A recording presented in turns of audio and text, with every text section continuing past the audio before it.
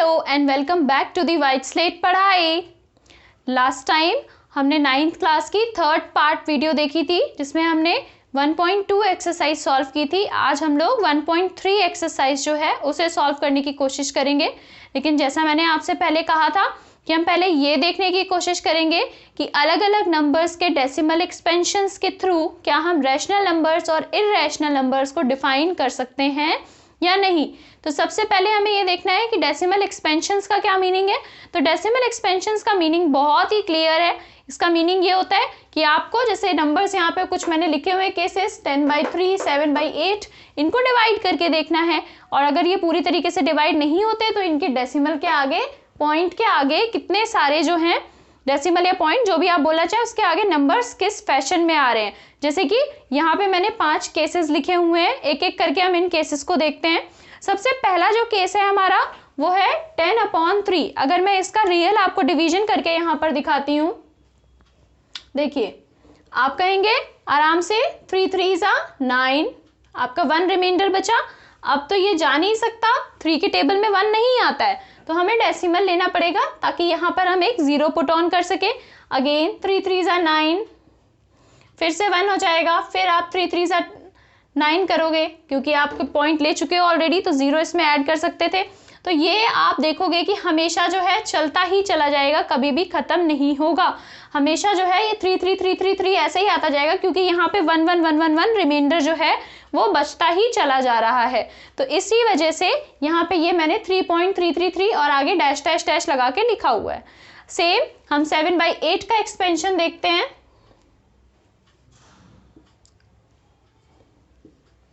अब इसके पहले ही टाइम में आप देखिए कि 8 के टेबल में तो 7 आने वाला है नहीं, तो हमें पहले ही यहाँ पे 0 पॉइंट लिखना होगा ताकि ये 70 बन जाए। 70 बनते ही हम आराम से इसमें 8 8 64 कर सकते हैं। 8 9 नहीं कर सकते। क्यों नहीं कर सकते? बिकॉज 8 9 72 हो जाता है, इससे ज्यादा हो जाएगा। तो 8 8 64, यहाँ पर आपके पास कितना बच गया? 6 बच गया ऑलरेडी, क्योंकि हमारे पास यहाँ पे पॉइंट था, हम 0 लिख सकते हैं। 8 7 56, हमारे पास 4 बचा, फिर 0 आ जाएगा क्योंकि पॉइंट ऑलरेडी ले चुके थे हम। तो 8 5 40, मतलब कि 0 रिमाइंडर आ गया, रिमाइंडर कुछ नहीं बचा और ये भी यहीं पर खत्म हो गया, इसके आगे कुछ भी नहीं आएगा, 0.875। सिमिलरली आप 1/7 करके देख सकते हैं और √2 और पाई की वैल्यू मैंने यहाँ पर आपके सामने लिखी हुई है। ये आपको कैलकुलेट करने की जरूरत नहीं है, ये मैंने आपको लिखकर बता दिए। अब अगर आप इन पांचों केसेस को ध्यान से देखें तो इनमें कुछ सिमिलैरिटी है, कुछ डिफरेंसेस हैं, बस उन्हीं को हमें डिस्कस करना है और ये पता लगाना है कि इनमें से किन नंबर्स को हम इरैशनल बोल सकते हैं और किन नंबर्स को हम रैशनल बोल सकते हैं उनके डेसिमल एक्सपेंशन के को देखकर। तो देखिए यहाँ पर ध्यान से, आपके सबसे पहले तो पहले वाले 3 केसेस को देखिए। 2 मेन डिविजन्स बन सकते हैं। चलिए पहले 3 को नहीं, सारे को ही देख लेते हैं। सबसे पहले इसमें 2 मेन डिविजन्स बन सकते हैं। पहला मेन डिवीजन कि या तो पूरी तरीके से डिवाइड हो जाएगा और रिमाइंडर 0 आके कुछ ऐसा बन जाएगा कि इसके आगे कोई नंबर नहीं आ रहा। इसका मतलब कि एक पहला केस ऐसा बन सकता है जिसमें आपका डेसिमल एक्सपेंशन जो है वो टर्मिनेट हो जाता है। टर्मिनेट हो जाता है मतलब कि खत्म हो जाता है, ठीक है। तो यहाँ पे एक केस बनेगा हमारा टर्मिनेटिंग डेसिमल एक्सपेंशन का, कि एक ऐसा केस बना जिसमें हमारा सारे के सारे डेसिमल्स जो है वो एक टाइम के बाद नंबर आना डेसिमल के आगे बंद हो जाता है, 0 रिमाइंडर हो जाता है, टर्मिनेट हो जाता है, ठीक है। आराम से टर्मिनेट यहाँ पे हो रहा है। सेकेंड केस देखते हैं।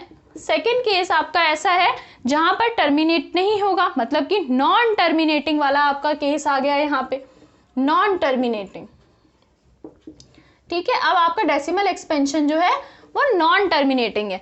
तो आप देखेंगे ध्यान से कि फर्स्ट में, थर्ड में, फोर्थ में, फिफ्थ में सभी में नॉन टर्मिनेटिंग है क्योंकि आगे डैश डैश डैश चलता ही चला जा रहा है, चलता ही चला जा रहा है, चलता ही चला जा रहा है। यहाँ पे भी और भी डिवीजन होता ही जाएगा, कभी खत्म नहीं होगा। तो ये सब नॉन टर्मिनेटिंग के केस हैं, पर इनमें भी फर्दर 2 डिविजन्स हैं। अगर आप ध्यान से देखें, देखिए यहाँ पर जब आप 10/3 देखेंगे, 3 3 3 3 3 कॉन्टिन्यू हो रहा है, इसका मतलब कि ये टर्मिनेटिंग के साथ रिपीटिंग भी है या रीअकरिंग भी है, 3 बार बार आ रहा है ना।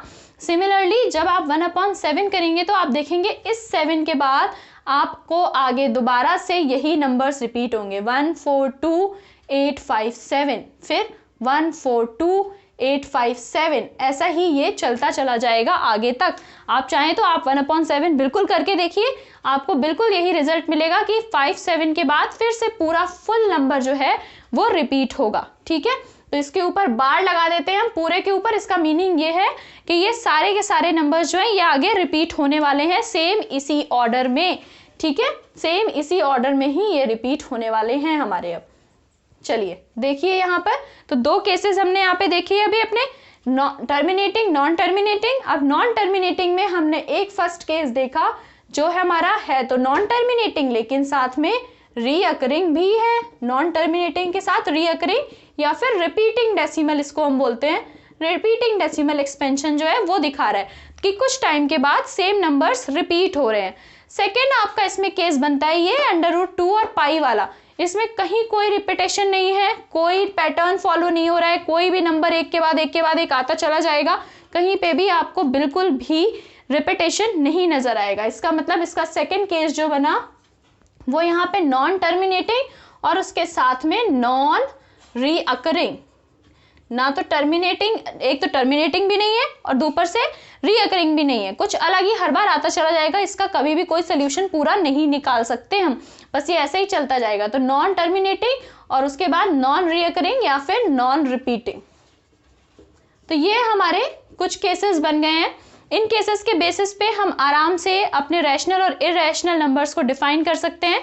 इसमें डेफिनेशन क्या होगी, वो सारे के सारे नंबर्स जो आपके या तो टर्मिनेटिंग डेसिमल एक्सपेंशंस हो या फिर non terminating repeating decimal expansions हो। ठीक है, या तो फर्स्ट वाला केस हो और अगर सेकंड केस है तो नॉन टर्मिनेटिंग में रिपीटिंग या फिर रीअकरिंग जो है वो आ रहा हो, तो ऐसे नंबर्स को हम रैशनल नंबर्स कहते हैं। जो हमने पहले भी कहा है P/Q के फॉर्म में उन्हें आप लिख सकते हो, आगे तक वो चल सकते हैं। ठीक है, दो कौन कौन से केसेस में, या तो वो टर्मिनेटिंग डेसिमल एक्सपेंशंस हो, अगर टर्मिनेटिंग नहीं है तो नॉन टर्मिनेटिंग, रीअकरिंग या फिर रिपीटिंग होने चाहिए। ठीक है, तो ये हमारे रैशनल नंबर्स हो गए। रैशनल नंबर्स में हमारा क्या क्या आ जाएगा, हमने पिछली बार देखा था कि हम रैशनल नंबर्स को किससे डिनोट करते हैं, जल्दी से याद करके बताइए। रैशनल नंबर्स को किससे डिनोट किया जा रहा था, Q से।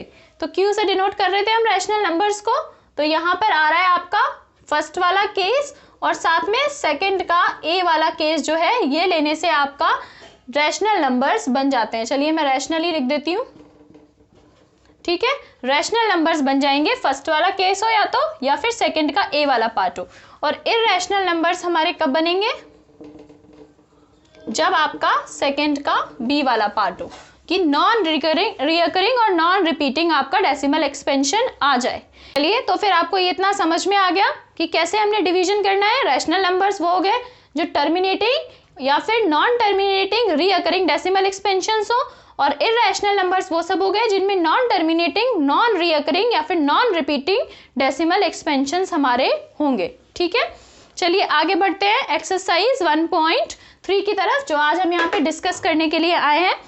काफ़ी लंबी एक्सरसाइज है, आपके 9-10 क्वेश्चंस हैं इसमें, तो एक एक करके सारे क्वेश्चंस देख लेते हैं। जितने हो पाएंगे उतने हम एक बार में करेंगे। अगर ज़्यादा लंबी वीडियो हो रही होगी तो हम नेक्स्ट वाले में आधे जो पार्ट है वो डिस्कस कर लेंगे। ठीक है, सबसे फर्स्ट जो आपका क्वेश्चन है, it says write the following in decimal form and say what kind of decimal expansion it has. अब जो आपका क्वेश्चन दे रखा है उसमें काफ़ी सारे पार्ट्स हैं और वो आपसे ये पूछ रहे हैं कि इन सबको आपको एक्सपेंड करना है। जैसे मैंने आपको एक्सपेंड करके दिखाया था नॉर्मल डिवीजन करके, वैसे ही आपको डिवीजन करके इन सबका डेसिमल एक्सपेंशन निकालना है और पता लगाना है इनमें से कौन सा जो है वो किस टाइप का है, टर्मिनेटिंग है, नॉन टर्मिनेटिंग है। अब नॉन टर्मिनेटिंग है तो उसमें नॉन रिपीटिंग है या फिर रिपीटिंग है। ये सारी की सारी चीज़ें आपको इसमें फाइंड आउट करनी है। बहुत ईजी है, आपने पहले ही डिवीजन करना सीखा हुआ है, तो बस वही डिवाइड यहाँ पर हमें एक एक करके सभी को देखना है कि क्या हमारा आंसर जो है वो बनता है। तो चलिए एक एक करके देखते हैं कि ये किस टाइप के हमारे डेसिमल एक्सपेंशंस इनमें होंगे। पहला है आपका 36/100। ये इसे आपको ज़्यादा कुछ करने की ज़रूरत भी नहीं है, ये हमें वैसे ही पता है कि जैसे 2 यहाँ पर 0 है तो पॉइंट यहाँ पर और उसके आगे 2 डिजिट्स जो हैं वो आ जाते हैं हमारे, मतलब कि 0.36 हमारा आंसर हो जाएगा। ये हमने बचपन से ही किया हुआ है अपना, कि जब हम 100 से 1000 से किसी चीज़ को डिवाइड करते हैं तो जितने नीचे जीरोस होते हैं उतने ही के बाद पॉइंट यहाँ पे ऊपर वाले उसमें न्यूमरेटर में लग जाता है। तो ये हमारा 0.36 हो गया। इसका मीनिंग क्या हुआ कि ये हमारा टर्मिनेटिंग डेसिमल एक्सपेंशन है। तो ये हमारा टर्मिनेटिंग हो गया, क्योंकि आगे कुछ आ ही नहीं रहा है तो ये टर्मिनेटिंग हो गया। अब 1/11 को देखते हैं कि 1/11 कैसा आएगा। देखिए 1 से कट हो नहीं सकता, मतलब पहले ही हम 0 पॉइंट ले लेंगे तो यहाँ पर एक हमारा 0 आ जाएगा। लेकिन आप देखेंगे कि फिर भी कट नहीं हो सकता, तो इसका मतलब हम एक और यहाँ पे पॉइंट के आगे भी 0 लेना पड़ेगा। तो ये हमारा 100 हो जाएगा। 100 हो गया। अब हो सकता है 11 9 जा 99, आपके पास फिर से 1 बचा। एक 0 तो आप बिल्कुल कैरी कर सकते हो, फिर आपको एक और 0 लगाना पड़ेगा इसे 100 बनाने के लिए। आप फिर से 9 लोगे, 99 आएगा, 1 बचेगा। आप देखोगे ये रिपीट होता चला जा रहा है, ऐसे ही बार बार 1 बचता ही चला जाएगा, मतलब 0.0909090909 आता ही जाएगा। तो आंसर यहाँ पे हमारा आया 0.09 का बार, मतलब 0.09 में 09 बार बार रिपीट हो रहा है यहाँ पे। तो ये हमारा कैसा डेसिमल एक्सपेंशन बना, non terminating but repeating. Non terminating तो बिल्कुल है पर रिपीटिंग है साथ में, ठीक है। तो ये हमारा हो गया नॉन टर्मिनेटिंग रिपीटिंग, ठीक है। इजी है बहुत, बस आपको ऐसे ही डिवाइड करके इनको सबको निकालना है, एक बार अपने आप निकल के आ जाएगा, ज्यादा टाइम भी नहीं लगेगा। अब 4 1/8 मिक्स्ड फ्रैक्शन है, पहले हम इसे एक होल फ्रैक्शन में कन्वर्ट कर लेते हैं। हो जाएगा आपका 8 4 जा 32 + 1 33, मतलब कि 33/8। आई होप आप मिक्स्ड फ्रैक्शन को ऐसे कन्वर्ट करना नहीं भूले होंगे।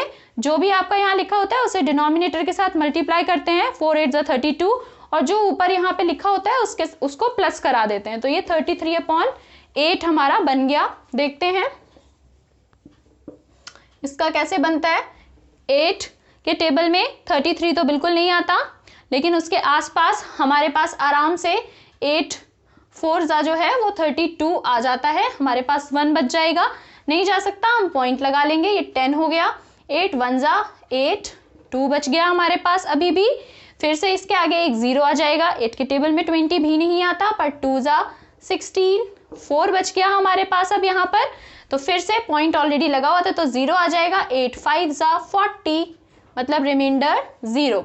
तो ये भी आपका एक टाइम के बाद जाके देखिए टर्मिनेट हो गया आंसर, है ना। इसका आंसर आया 4.125, मतलब ये वाला भी हमारा डेसिमल एक्सपेंशन जो था वो टर्मिनेटिंग था। जिसमें भी रिमाइंडर 0 आ जाता है वो हमारा हमेशा टर्मिनेटिंग हो जाता है।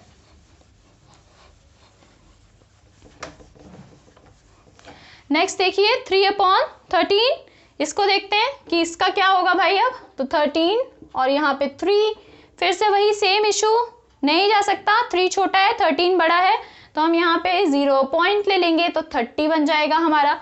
सिंपल 13 2 जा ले सकते हैं 26। अब मेरे पास बचा 4, मतलब कि 40, तो मैं यहाँ पे क्या ले सकती हूँ, 13 3 जा 39, कितना बचा मेरे पास 1। तो अब इसके आगे एक 0 अपने आप ऐड होगा, पर ये नहीं जा सकता, तो हम यहाँ भी 0 ऐड करके इसको 100 में कन्वर्ट कर लेंगे। 100 में कन्वर्ट करने के बाद आप फिर से 13 का टेबल ऐसे टाइम्स देखेंगे कि ये आपका 100 से कम रहे, 7 टाइम्स। ओके, 13 का 7 टाइम्स जो है 91। ओके, तो आपका 13 7 से 91 यहाँ पर हम ले लेंगे। 13 7 से 91 आया, मतलब आपके पास यहाँ पर 9 जो है वो बच गया। 9 बचा, उसके आगे भी आप 0 लगा सकते हैं एक। तो आपने अभी देखा था 13 7 से 91 था, तो यहाँ पे अब हमें 6 लेना पड़ेगा। 13 6 वही हमारा यहाँ पे कम बैठेगा। तब तक करते रहेंगे जब तक कि या तो ये रिपीट ना हो, या देखते हैं क्या सीन बनता है यहाँ पे। जो भी बनता है उस हिसाब से हम इनको डिफाइन कर सकते हैं। आप सोच रहे होंगे कि ये तो चलता ही चला जा रहा है, आखिर कब तक हम करेंगे। ये ऑलरेडी हमारे पास 5 डिजिट आ चुके हैं, तो कोशिश करते हैं। कई बार 5 से 7 डिजिट के बाद रिपीट होना ये ऐसा स्टार्ट हो जाता है, तो कोशिश करके देख लेते हैं एक बार हम सारी की सारी। देखते हैं 13 6 78, यहाँ पर अब हमारे पास बच गया है हमारा 12। ओके, फिर से एक और 0, 120। चलिए तो यहाँ पर देखिए पूरा डेसिमल एक्सपेंशन जब हमने किया यहाँ पर आके, तो आपका यहाँ पे 120 आ गया था, 120 आया तो हमने 9 टाइम्स लिया 117, रिमाइंडर बचा 3। अब आप देखोगे जहां से हमने स्टार्टिंग की थी हम वहीं दोबारा आ गए हैं, रिमाइंडर 3 आया, स्टार्टिंग भी हमने 3 से ही की थी, वो तो हमने बाद में पॉइंट लगा के यहाँ पे 30 कर दिया था। देखिए 3/13 था, तो इसका मतलब अब इसके आगे सेम प्रोसीजर रिपीट होता चला जाएगा। तो ये फिर से हमारा नॉन टर्मिनेटिंग और रिपीटिंग डेसिमल जो है वो बन गया है यहाँ पे 0.230769 बार। इसका मीनिंग फिर से ये हमारा नॉन टर्मिनेटिंग और रिपीटिंग या फिर रीअकरिंग डेसिमल एक्सपेंशन जो है वो बन गया है।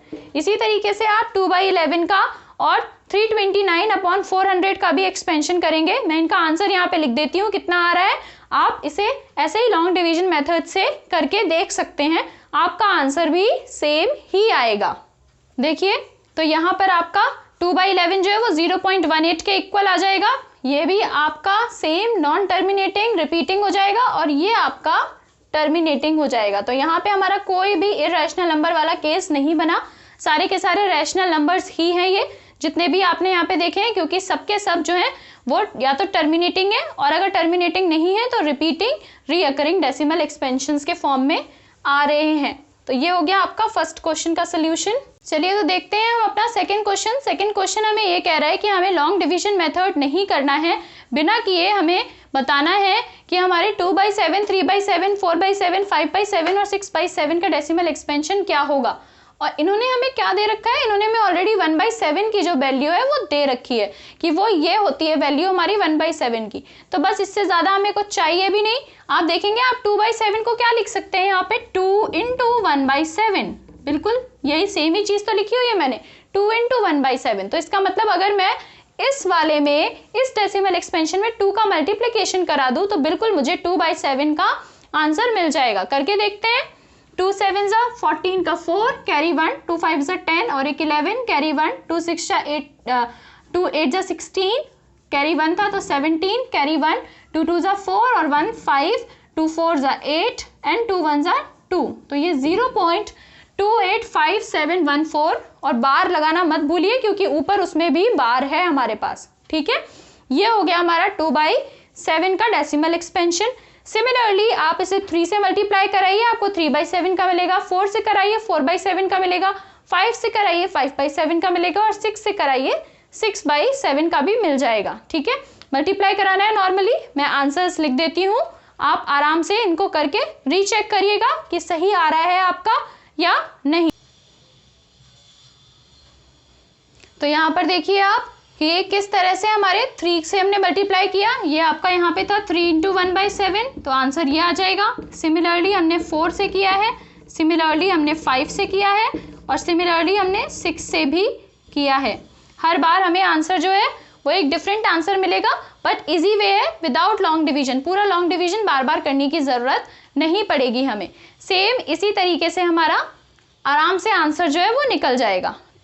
तो आज के लिए इतना ही रहने देते हैं क्योंकि हमने जो चीज़ आज नई सीखी थी हमारी टर्मिनेटिंग और नॉन टर्मिनेटिंग हमारे डेसिमल एक्सपेंशंस के बारे में, उससे रिलेटेड क्वेश्चंस भी हमने प्रैक्टिस कर लिए। आगे की जो एक्सरसाइज 1.3 है वो हम नेक्स्ट वाले वीडियो में कवर करेंगे, जो हमारी 3 से लेके और आगे तक के क्वेश्चंस हैं, क्योंकि वो थोड़े डिफरेंट टाइप के हैं। वो हमें उल्टा करने के लिए बोल रहे हैं कि हमारे पास ऑलरेडी डेसिमल एक्सपेंशन है, हमें उन्हें फ्रैक्शन के फॉर्म में P/Q के फॉर्म में लिखना है। तो हम वो नेक्स्ट क्लास में देखेंगे।